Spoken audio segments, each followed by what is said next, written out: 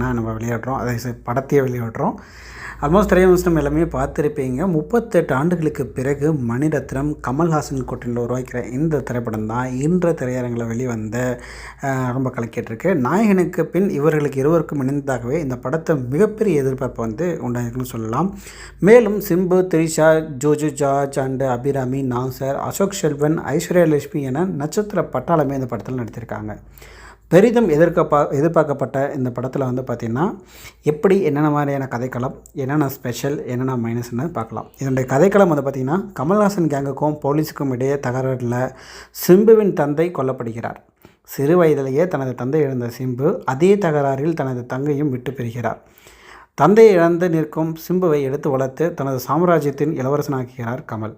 தனது அடுத்தபடியாக சிம்பு தான் என அறிவிக்கிறார். அதாவது தனக்கு பிறகு அப்படிங்கிறது தான் தப்பாக எழுதியிருக்காங்க.